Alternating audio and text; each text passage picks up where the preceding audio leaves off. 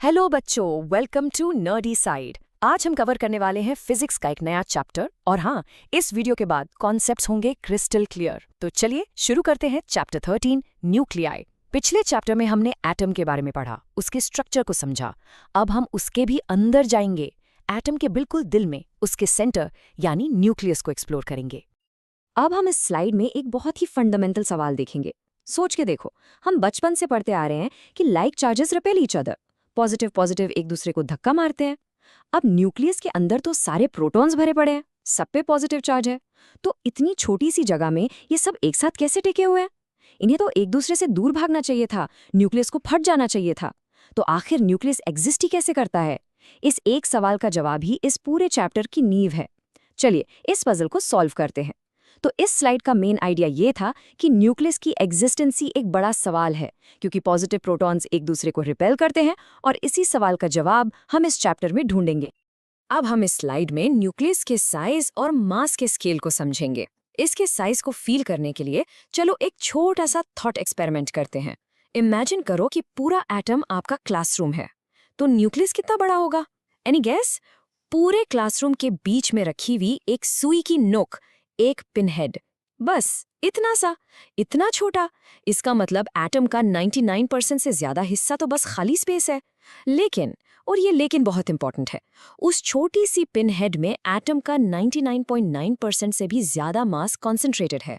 क्या आप इसकी डेंसिटी इमेजिन कर सकते हो? ये ऐसी बात हो गई कि एक ट्रक का सारा वजन एक चीनी के दाने में फिट कर दिया गया हो।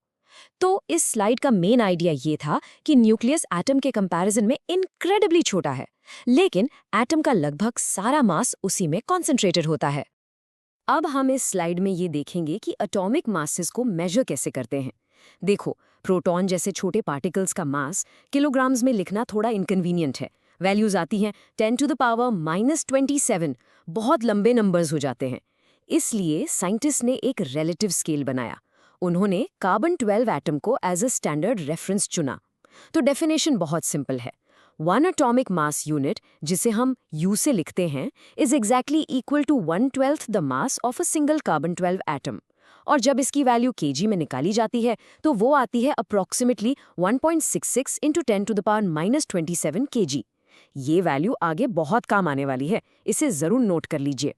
तो इस स्लाइड का मेन आइडिया ये था कि एटॉमिक मासेस को मेजर करने के लिए हम एक स्पेशल यूनिट U यूज करते हैं, जो कार्बन 12 एटम के मास पर बेस्ड है। अब हम इस स्लाइड में एक बहुत ही इंपॉर्टेंट टर्म समझेंगे, आइसोटोप्स। आइसोटोप का मतलब होता है सेम प्लेस, मतलब पीरियोडिक टेबल में इनकी जगह सेम होती है। ऐसा क्यों? क्योंकि आइसोटोप्स एक ही एलिमेंट के अलग अलग एटम्स होते हैं। और किसी एलिमेंट की पहचान किससे होती है? उसके नंबर ऑफ प्रोटॉन्स से। तो आइसोटोप्स में नंबर ऑफ प्रोटॉन्स यानी Z सेम रहता है। तो फिर फर्क कहाँ आता है? फर्क आता है नंबर ऑफ न्यूट्रॉन्स में। न्यूट्रॉन्स अलग अलग होने से उनका मास नंबर यानी A अलग हो जाता है। फॉर एग्जाम्पल क्लोरीन, नेचर में इसके 2 मेन आइसोटोप्स मिलते हैं, और इसी वजह से जब हम इसका एवरेज एटॉमिक मास निकालते हैं तो वो 35.46 U जैसी एक फ्रैक्शनल वैल्यू आती है। तो इस स्लाइड का मेन आइडिया ये था कि आइसोटोप्स एक ही एलिमेंट के एटम्स होते हैं, जिनके प्रोटॉन सेम बट न्यूट्रॉन अलग अलग होते हैं। अब हम इस स्लाइड में आइसोटोप्स का सबसे क्लासिक एग्जाम्पल देखेंगे, जो है हाइड्रोजन। हाइड्रोजन के 3 नेचुरली अकरिंग आइसोटोप्स हैं। पहला है प्रोटियम, ये हमारा नॉर्मल हाइड्रोजन है। इसके न्यूक्लियस में सिर्फ एक प्रोटॉन होता है, कोई न्यूट्रॉन नहीं। दूसरा है ड्यूटीरियम, जिसे हेवी हाइड्रोजन भी कहते हैं। इसकी न्यूक्लियस में एक प्रोटॉन और एक न्यूट्रॉन होता है। और तीसरा है ट्रिटियम, जो रेडियो एक्टिव होता है। इसके न्यूक्लियस में एक प्रोटॉन और 2 न्यूट्रॉन्स होते हैं। ध्यान से देखिए, तीनों में प्रोटॉन एक ही है, इसलिए तीनों को हम हाइड्रोजन ही कहते हैं। इनकी केमिकल प्रॉपर्टीज भी ऑलमोस्ट सेम है, लेकिन न्यूट्रॉन काउंट अलग होने से इनका मास अलग अलग है। यही आइसोटोप्स का कोर कॉन्सेप्ट है। तो इस स्लाइड का मेन आइडिया ये था कि हाइड्रोजन के 3 आइसोटोप्स होते हैं, प्रोटियम, ड्यूटेरियम और ट्रिटियम, जिनका प्रोटॉन नंबर सेम 1, लेकिन न्यूट्रॉन नंबर 0, 1, 2 अलग होता है।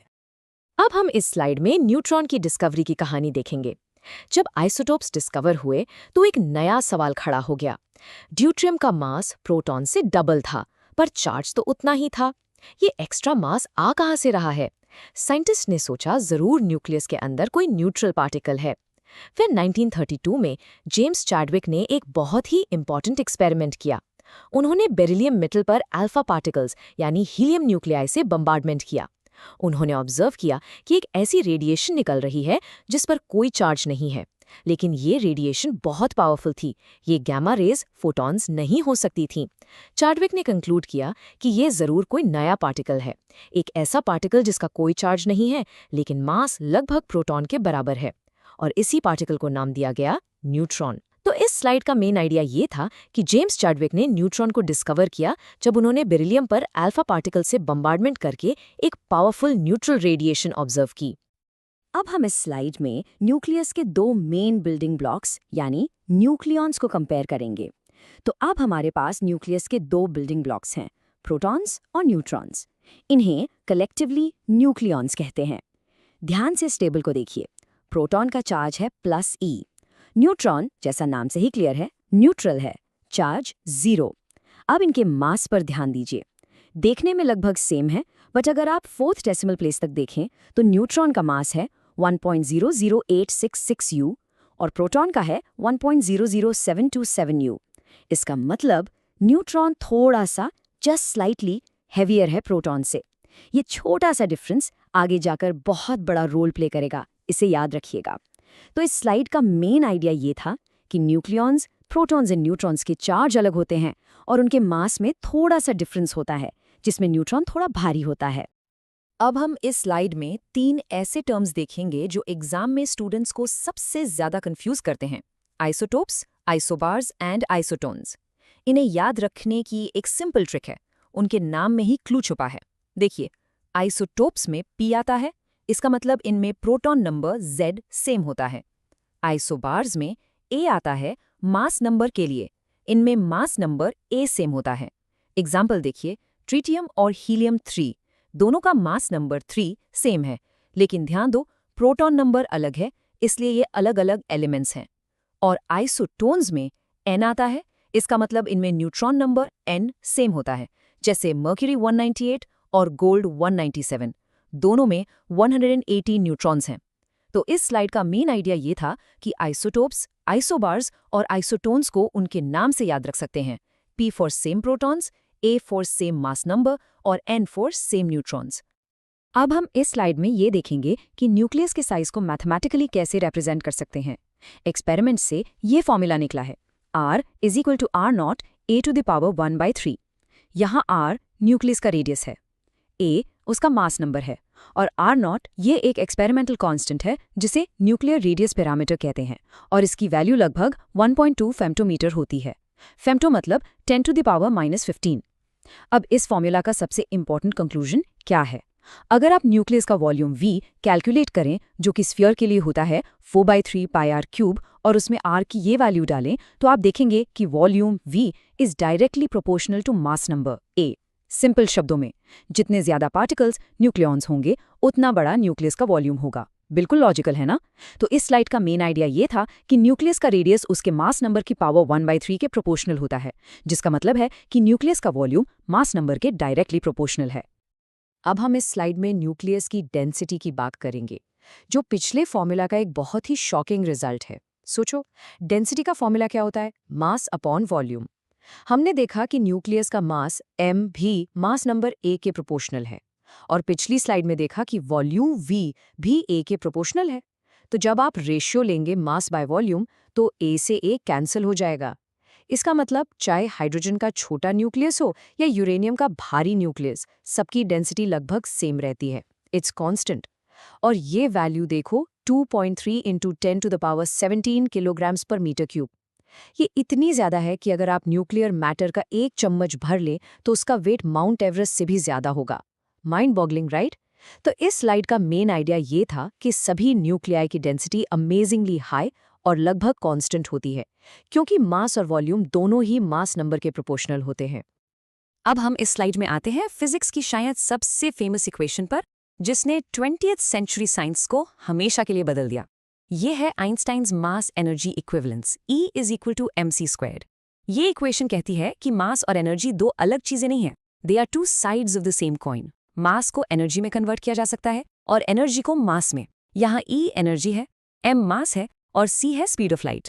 स्पीड ऑफ लाइट अपने आप में एक बहुत बड़ा नंबर है। अब सोचो उस नंबर का स्क्वायर। ये सी स्क्वायर्ड टर्म इतना बड़ा मल्टीप्लायर है कि अगर आप एक छोटा सा, बिल्कुल थोड़ा सा मास भी एनर्जी में कन्वर्ट कर दें तो उससे unimaginable amount of energy release होगी। यही कॉन्सेप्ट न्यूक्लियर बॉम्ब्स और न्यूक्लियर पावर का फाउंडेशन है। तो इस स्लाइड का मेन आइडिया ये था कि आइंस्टाइन की इक्वेशन E=mc² बताती है कि मास और एनर्जी इंटरचेंजेबल हैं और थोड़ा सा मास भी बहुत ज्यादा एनर्जी में बदल सकता है। अब हम इस स्लाइड में कॉमन सेंस का एक सवाल देखेंगे। मान लीजिए आपने 8 प्रोटॉन्स और 8 न्यूट्रॉन्स लिए और उन्हें एक वेइंग मशीन पर रखा। आपने उनका टोटल मास नोट कर लिया। अब आपने उन सबको जोड़कर एक ऑक्सीजन का न्यूक्लियस बना दिया और उसे तोला। तो उस न्यूक्लियस का मास भी तो उतना ही होना चाहिए ना जितना उसके पार्ट्स का टोटल मास था। कॉमन सेंस तो यही कहता है। जैसे 10 ईंटों का टोटल वेट उन्हें जोड़कर बनाई दीवार के वेट के बराबर ही होता है। लेकिन क्या न्यूक्लियर वर्ल्ड में भी यही कॉमन सेंस काम करता है? चलिए देखते हैं। तो इस स्लाइड का मेन आइडिया ये था कि हम ये लॉजिकल सवाल पूछ रहे हैं कि क्या एक न्यूक्लियस का मास उसके कॉन्स्टिट्यूएंट प्रोटॉन्स और न्यूट्रॉन्स के टोटल मास के बराबर होना चाहिए। अब हम इस स्लाइड में पिछले सवाल का जवाब देखेंगे और अजीब बात यह है कि जवाब है नो, बिल्कुल नहीं। हैरानी की बात है, लेकिन एक न्यूक्लियस का एक्चुअल मेजर्ड मास हमेशा उसके कंस्टिट्यूएंट प्रोटॉन्स और न्यूट्रॉन्स के टोटल मास से कम होता है। The whole is actually lighter than the sum of its parts. ये जो मिसिंग मास है, इसी को हम फिजिक्स में मास डिफेक्ट कहते हैं और इसे डेल्टा एम से रिप्रेजेंट करते हैं। तो ये मास गया कहाँ? वही आइंस्टाइन काम आते हैं, E=mc²। ये मास एनर्जी में कन्वर्ट हो गया। तो इस स्लाइड का मेन आइडिया ये था कि न्यूक्लियस का मास उसके पार्ट्स के टोटल मास से हमेशा कम होता है और इस मिसिंग मास को मास डिफेक्ट कहते हैं। अब हम इस स्लाइड में मास डिफेक्ट को एक रियल एग्जाम्पल से कैलकुलेट करके देखते हैं ताकि कॉन्सेप्ट बिल्कुल क्लियर हो जाए। हम ऑक्सीजन 16 का केस लेते हैं जिसमें 8 प्रोटॉन और 8 न्यूट्रॉन होते हैं। स्टेप 1, पहले हम एक्सपेक्टेड मास निकालते हैं, मतलब 8 प्रोटॉन्स का मास और 8 न्यूट्रॉन्स का मास ऐड करते हैं। रिजल्ट आया 16.12744 U। स्टेप 2, फिर हम एक्सपेरिमेंट से एक्चुअली ऑक्सीजन न्यूक्लियस को वे करते हैं। रिजल्ट आता है 15.09953 U। स्टेप 3, साफ दिख रहा है कि एक्चुअल मास कम है।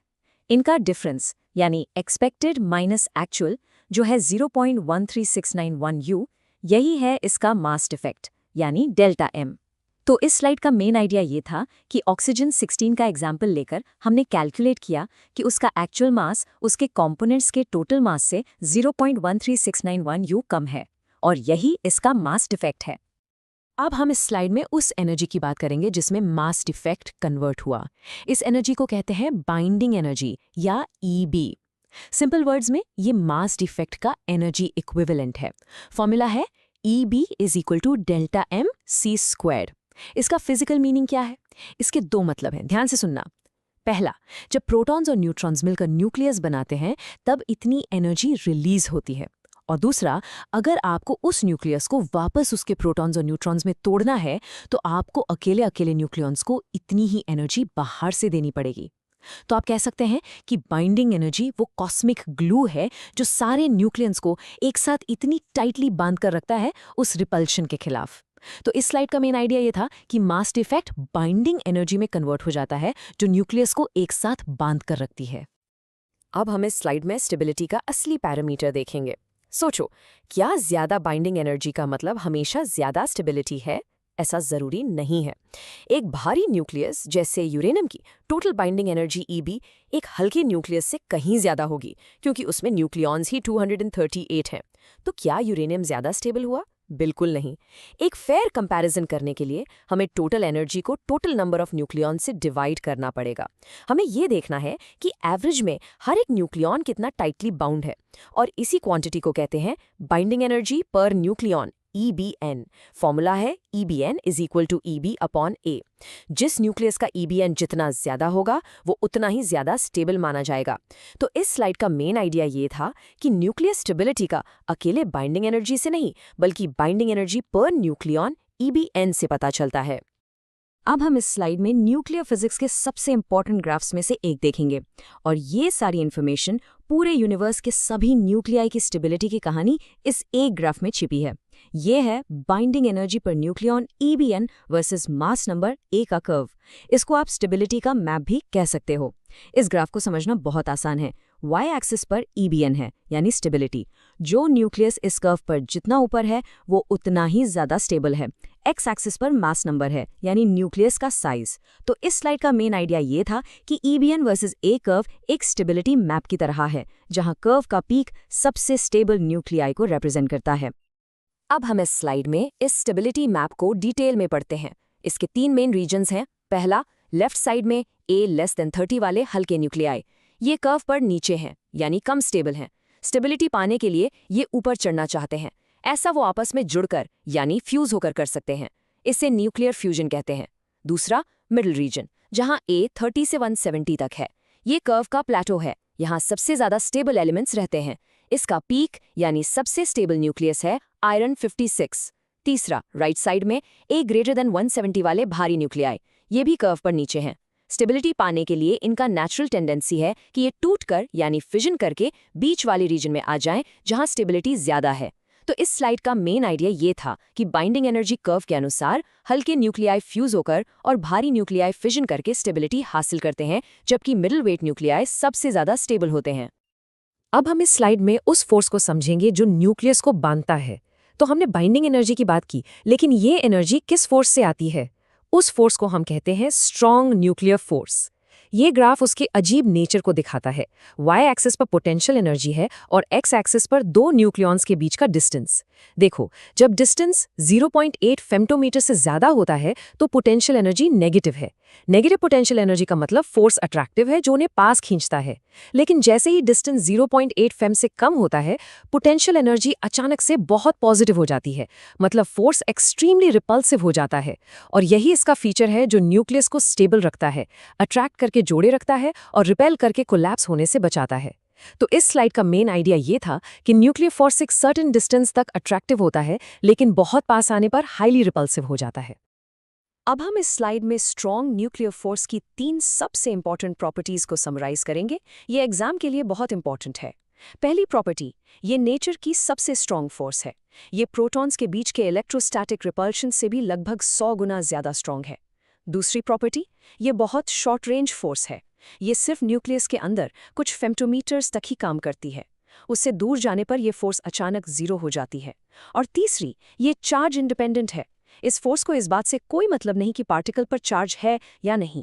प्रोटॉन प्रोटॉन, न्यूट्रॉन न्यूट्रॉन और प्रोटॉन न्यूट्रॉन तीनों के बीच ये फोर्स इक्वली स्ट्रॉन्ग लगती है। तो इस स्लाइड का मेन आइडिया ये था कि न्यूक्लियर फोर्स नेचर की सबसे स्ट्रॉन्ग, शॉर्ट रेंज और चार्ज इंडिपेंडेंट फोर्स है। अब हम इस स्लाइड में रेडियो एक्टिविटी का कॉन्सेप्ट देखेंगे। हमने स्टेबिलिटी कर्व में देखा कि बहुत सारे न्यूक्लियाई अनस्टेबल हैं। तो ये स्टेबल कैसे होते हैं? उनके पास स्टेबिलिटी पाने का एक नेचुरल तरीका है। इसी स्पॉन्टेनियस प्रोसेस को, जिसमें एक अनस्टेबल न्यूक्लियस अपने अंदर से कुछ पार्टिकल्स या एनर्जी निकालकर यानी डीके होकर एक ज्यादा स्टेबल स्टेट में जाता है, हम रेडियो एक्टिविटी कहते हैं। ये एक प्योरली न्यूक्लियर फिनोमेना है। 3 मेन तरह के डीके होते हैं, अल्फा डीके, बीटा डीके और गैमा डीके। इनके बारे में हम आगे डिटेल में पढ़ेंगे। तो इस स्लाइड का मेन आइडिया ये था कि रेडियो एक्टिविटी वो प्रोसेस है जिसमें अनस्टेबल न्यूक्लियाई रेडिएशन एमिट करके ज्यादा स्टेबल बनने की कोशिश करते हैं। अब हम इस स्लाइड में स्टेबिलिटी पाने के 2 मेन रास्ते, फिजन और फ्यूजन, को कंपेयर करेंगे। ये दोनों प्रोसेसेस बाइंडिंग एनर्जी कर्व से ही समझे जा सकते हैं। फिजन में एक भारी कम स्टेबल न्यूक्लियस जो कर्व के राइट साइड में है, टूटकर हल्के ज्यादा stable nuclei middle of curve बनाता है। फ्यूजन में हल्के कम स्टेबल न्यूक्लियाई जो कर्व के लेफ्ट साइड में है, जुड़कर एक भारी ज्यादा stable nucleus middle of curve बनाते हैं। इंपॉर्टेंट बात यह है कि दोनों ही प्रोसेस में फाइनल प्रोडक्ट इनिशियल रिएक्टेंट से ज्यादा स्टेबल है, मतलब कर्व पर ऊपर जा रहा है। और जब भी सिस्टम ज्यादा स्टेबल होता है, वो एक्स्ट्रा एनर्जी रिलीज करता है। इसीलिए फिजन और फ्यूजन दोनों से ही एनर्जी मिलती है। तो इस स्लाइड का मेन आइडिया ये था कि फिजन और फ्यूजन दोनों ही प्रोसेसेस में न्यूक्लियस बाइंडिंग एनर्जी कर्व पर ऊपर की तरफ जाता है, ज्यादा स्टेबल होता है और एनर्जी रिलीज करता है। अब हम इस स्लाइड में ये देखेंगे कि न्यूक्लियर रिएक्शंस में कितनी एनर्जी रिलीज होती है। इसका स्केल समझने के लिए इस चार्ट को देखिए। अगर आप 1 किलो कोयला जलाते हो, जो एक केमिकल रिएक्शन है, और उससे मान लीजिए 1 यूनिट एनर्जी मिलती है, तो 1 किलो यूरेनियम के फिशन से, जो एक न्यूक्लियर रिएक्शन है, आपको 10 लाख यानी 1 मिलियन यूनिट्स एनर्जी मिलेगी। 1 मिलियन टाइम्स मोर एनर्जी। ये इतना बड़ा डिफरेंस क्यों है? क्योंकि केमिकल रिएक्शंस जैसे कोयला जलाना में सिर्फ आउटर शेल इलेक्ट्रॉन्स इन्वॉल्व होते हैं और एनर्जी इलेक्ट्रॉन वोल्ट्स के ऑर्डर की होती है, जबकि न्यूक्लियर रिएक्शंस में न्यूक्लियस के अंदर चेंजेस होते हैं और यहाँ एनर्जी मेगा इलेक्ट्रॉन वोल्ट्स के ऑर्डर की होती है, यानी 10 लाख गुना ज्यादा। तो इस स्लाइड का मेन आइडिया ये था कि न्यूक्लियर रिएक्शंस केमिकल रिएक्शंस के मुकाबले पर kilogram of fuel million times ज्यादा एनर्जी रिलीज करती हैं। अब हम इस स्लाइड के साथ इस चैप्टर की जर्नी को कंक्लूड करते हैं। हमने एक छोटे से अजीब से न्यूक्लियस के फंडामेंटल सवाल से शुरू किया था और देखो हम कहाँ पहुँच गए, तारों की एनर्जी, फ्यूजन और न्यूक्लियर पावर प्लांट्स, फिशन तक। ये सब उस छोटे से कोर के अंदर छिपे सीक्रेट्स हैं। एक छोटा सा अनस्टेबल न्यूक्लियस और उससे निकलने वाली स्टार्स की पावर, एटम के अंदर और न जाने कितने राज छुपे होंगे। यही खोज फिजिक्स को इतना एक्साइटिंग बनाती है। तो इस स्लाइड का मेन आइडिया ये था कि न्यूक्लियस की स्टडी हमें सब एटॉमिक पार्टिकल से लेकर एस्ट्रोनॉमिकल फिनोमेना तक सब कुछ समझने में मदद करती है। अगर आपको ये वीडियो हेल्पफुल लगी हो तो लाइक करिए, शेयर करिए अपने दोस्तों के साथ, चैनल को सब्सक्राइब करिए और कमेंट करके ज़रूर बताइए आप नेक्स्ट कौन सा चैप्टर देखना चाहते हो।